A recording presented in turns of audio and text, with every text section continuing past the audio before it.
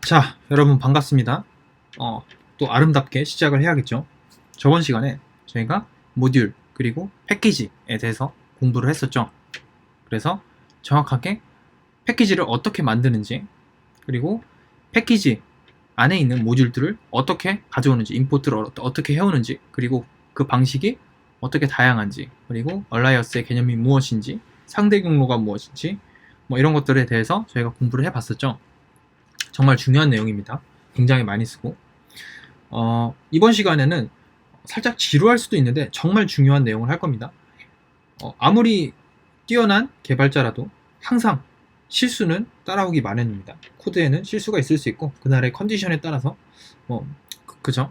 그리고 뭔가 소프트웨어적이나 하드웨어적 결함 때문에 나타난 에러도 있고, 그래서 생각해 보면 에러의 종류는 굉장히 다양하고 그 가능성은 무궁무진합니다. 그래서 어떤 에러가 발생했을 때 크리티컬한 문제가 발생할 수도 있기 때문에 항상 이 에러를 발견하고 처리하는 방법에 대해서 알아야 합니다. 그래서 저희는 이번 시간에 에러와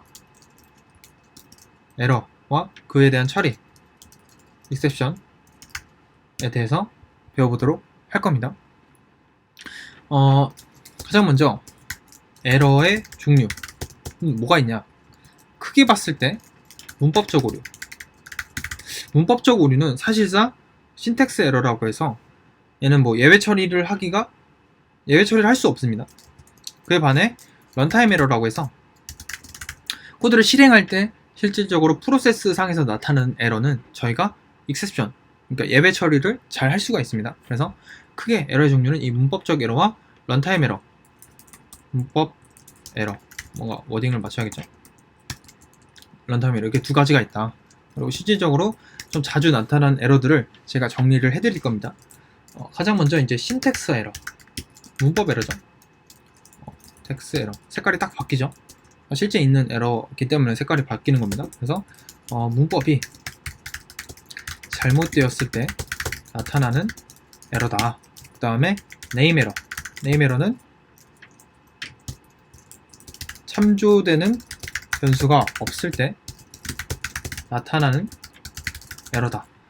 이 말만 들었을 때는 대략적으로 무슨 의미인지 잘 모르겠죠. 하지만 걱정할 필요가 없습니다. 제가 또 친절하게 하나씩 이렇게 짚어가면서 설명을 해드릴 거기 때문에 지금은 이런 에러가 있구나 라고 좀 친해지는 시간을 가지면 될 것 같습니다. 그 다음에 인덱스 에러는 이제 없는 인덱스를 범위를 사용했을 때 나타나는 에러다.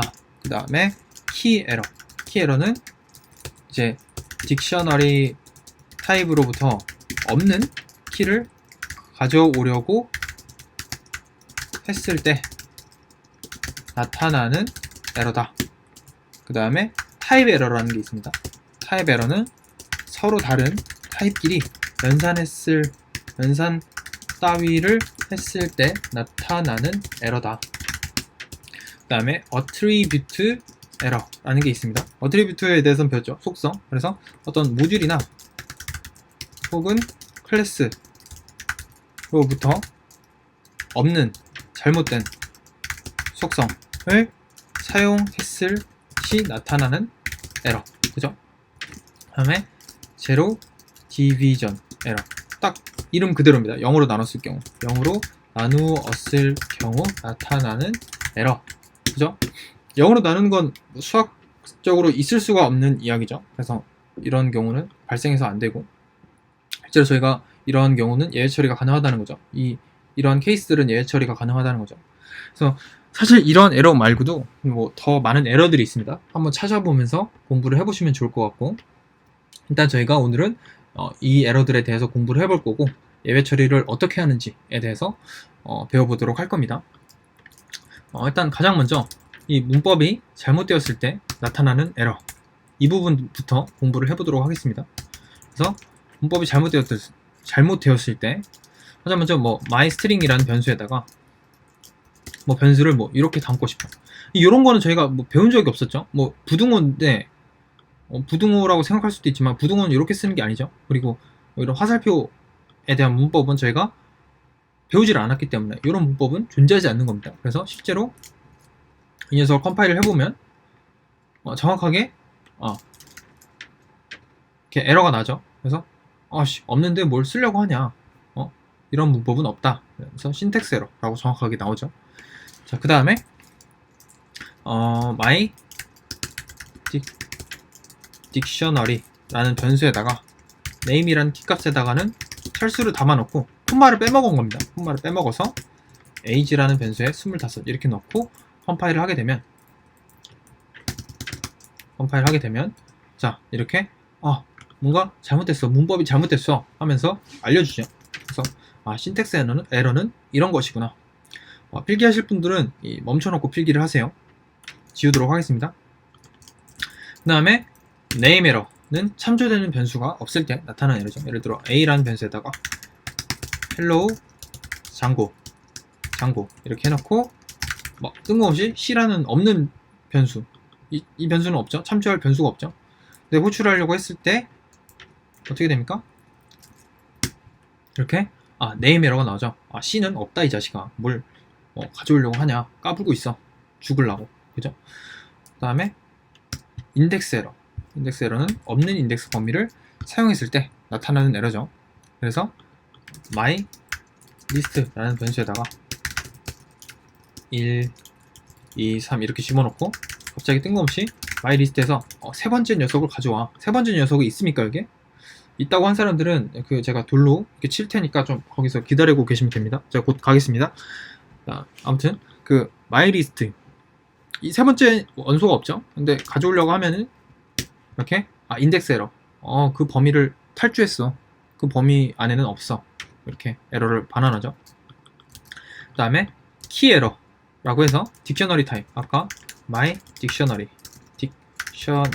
하고 name은 찰스 하고 age는 25 이렇게 하고 갑자기 뜬금없이 my dictionary로부터 어드레스라는 없는 키값을 가져오려고 한다 하면은 어떻게 됩니까? 키 에러가 나오죠. 어드레스라는 키값은 없어, 이 자식아. 하지만 제가 이거를 전에 해결하는 방법을 알려드렸습니다. 기억하시죠, 여러분? 기억을 못한다 그러면은 이제 큰일 난 거죠. 제가 돌 들고 찾아갈 겁니다. 자, get 하고 이런 식으로 하라고 했었죠. 항상 가져올 때 이렇게 가져오라고 했습니다. 이렇게 하면은 none, 이렇게 빈 값이 들어가기 때문에 자동으로 어떤 예외 처리가 되는 겁니다. 좋습니다. 그래서 이런 것이 키 에러다. 그 다음에 타입 에러에 대해서 알아보도록 하겠습니다. 타입 에러는 서로 다른 타입끼리 연산했을 때, 자, my list 하고 1, 2, 3, 그다음에 my tuple 하고 4, 5, 6 이렇게 한 다음에 my list와 my tuple을 더할 거예요. 말도 안 되는 이야기를 하고 있죠. 청소 한번 해주시고, 타입 에러, 이 두 타입의 자료형은 더할 수 없어. 이상한 짓 하지 마. 이렇게 되는 거죠. 그 다음에 어트리뷰트 에러가 있죠. 모듈 혹은 클래스, 딱 저번 시간과 전전 시간에 배운 내용들이죠. 모듈 혹은 클래스로부터 잘못된 어트리뷰트를 사용했을 때 나타나는 에러. 그죠? 일단 파이썬 내부에 이 타임이라는 모듈이 있습니다. 이거를 임포트를 할 수가 있는데, 타임 이렇게 가져올 수가 있는데, 이런 거 가능하죠. 타임에 gm타임이라고 해서 현재 시간을 막 단위로 쪼개서 보여주는 함수가 있습니다. 이런 건 호출이 가능하죠. 근데 막 갑자기 없는 거, 막 now 이런 함수를 속성뿐만 아니라 메소드도 포함됩니다. 그래서 now라는 함수, 없는 함수를 막 쓰려고 한다 하면은 어트리뷰트 에러가 나죠. 타임은 now라는 어트리뷰트가 없어, 뭘 쓰려고 해, 죽으려고, 이렇게 되는 거죠. 그 다음에 마지막으로 제로 디비전 에러. 얘는 뭐 해볼 것도 없죠. 그냥 갑자기 뜬금없이 10 나누기 0 이런 걸 한다 하면은 에러가 나겠죠. 뭔 0으로 나누려고 해, 죽으려고 까불고 있어, 이렇게 되는 거죠. 그래서 에러의 종류에는 크게 문법 에러와 런타임 에러가 있고, 이 문법 에러 외에 이 런타임 에러들은 우리가 예외 처리가 가능하다, 그리고 각각 어떤 종류를 이야기한다, 저희가 배워봤었죠. 좋습니다. 그러면은 저희가 예외 처리를 어떻게 하는지 배워보도록 하겠습니다. try라는 게 있고, try라는 거는 이제 에러가 발생할 수 있는 그런 코드들을 쓰고, 그 다음에 except는 실제로 에러를 캐치하고 에러를 캐치했을 때 어떤 코드가 실행되는 부분을 이야기를 합니다. 그 다음 else는 에러가 이거 정리를 좀 해드리겠습니다. 정리를 좀 하자. 자, 정리를 try는 에러가 발생할 수 있는 코드 블럭을 이야기합니다. 코드를 여기 블럭에다 써주셔야 되고, 그 다음에 except라는 경우는 에러를 캐치하고 에러를 띄워주는 부분. 결국 에러가 발생했을 때 실행되는 코드를 이야기합니다. 그 다음에 else는 에러가 발생하지 않았을 때 실행되는 코드. 그 다음에 finally라는 것도 있습니다. finally는 이제 항상 언제나 실행되는 코드를 이야기합니다. 그래서 실제로 저희가 에러를 발생시키고 얘를 except 캐치하는 부분, 그리고 뭐 이러한 구문들에 대해서도 한번 실제로 해보도록 하겠습니다. 어떤 게 좋을까요? 자, 뭐 이런 걸 해보겠습니다. 전에 했던 A에다가 hello 장고를 담고 print C 하는 요런 에러. 이게 무슨 에러라고 했죠? 참조 변수 에러라고 그랬죠? 뭐 이런 에러는 뭐 내면 안 되죠, 상식적으로. 그래서 사실 이런 경우는 말이 안 되는 거고, 보통 좀 많이 나는 에러가 뭐가 있냐면 인덱스 에러, 어트리뷰트 에러, 아무튼 그냥 이걸로 하겠습니다. 어쨌든 이런 런타임 에러 같은 경우는 저희가 예외 처리를 할 수 있다 그랬죠. 그래서 뭔가 이 개발자가 봤을 때 이 코드는 뭔가 오류를 뱉어낼 수 있는 가능성이 있어, 에러가 발생할 수가 있어, 그럼 이렇게 트라이 블럭에 넣어줍니다. 그 다음에 except 에러가 발생했을 때는 이 구문을 실행해. 에러 발생, 딱 이렇게 되는 거죠. 이 부분은 에러가 확실히 있는 거죠. 그래서 에러가 발견됐을 때는 이 구문이 실행돼야 되는 겁니다. 그래서 청소를 한번 해주시고 실행을 하면 에러 발생이 정확하게 나타나죠. 맞습니까? 만약에 얘가 정상적인 구문이라면 그냥 똑같이 실행이 됩니다, 헬로우 장고가. 그래서 이런 식으로 에러가 발생할 수 있는 코드를 집어넣고 에러가 발생했을 때 어떤 코드를 이야기할 수 있구나, 그쵸? 그리고 뭐 이런 것도 가능합니다. 특정 에러만 잡는 경우, 여기서는 뭡니까?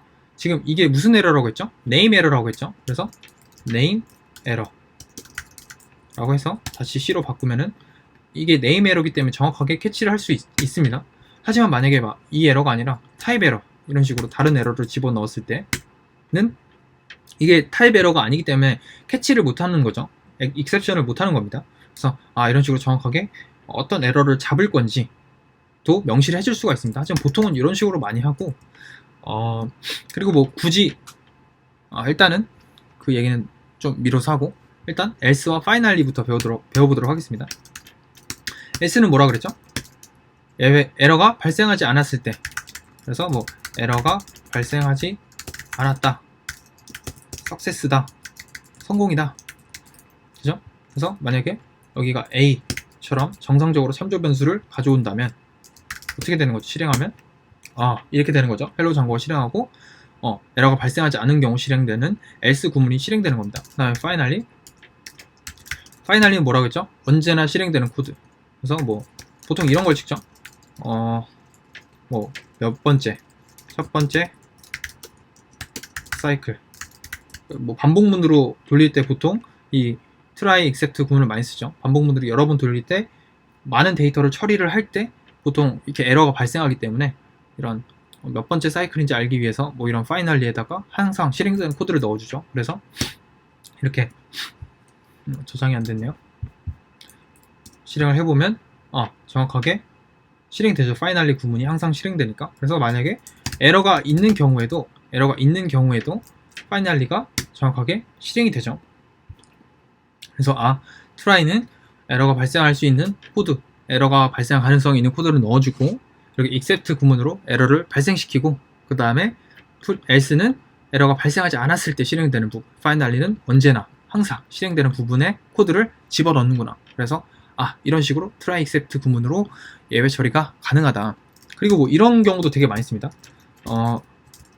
굳이 예외 처리 안 하고 이렇게 그냥 try 하고 뭔가 에러 발생할 수 있는 코드를 쓰고 finally 그냥 언제나 실행되는 코드 뭐 이런 식으로 짜기도 합니다. 꼭 예외를 잡아서 뭔가 처리를 해주는 식의 코딩을 하는 사람만 있는 게 아니라 이런 식으로 굳이 예외 처리 안 하고 하는 스타일도 있습니다. 그래서 뭐 다양한 스타일이 있는 거죠.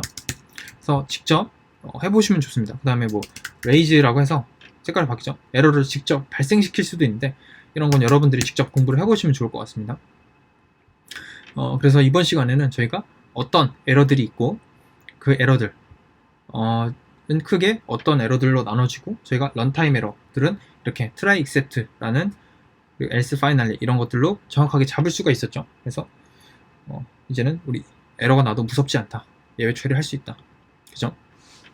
어쨌든 이번 시간도 어려운 내용 듣느라고 고생하셨고 다음 시간에 또 더 재밌는 내용으로 찾아가도록 하겠습니다. 점점 더 재밌을 겁니다.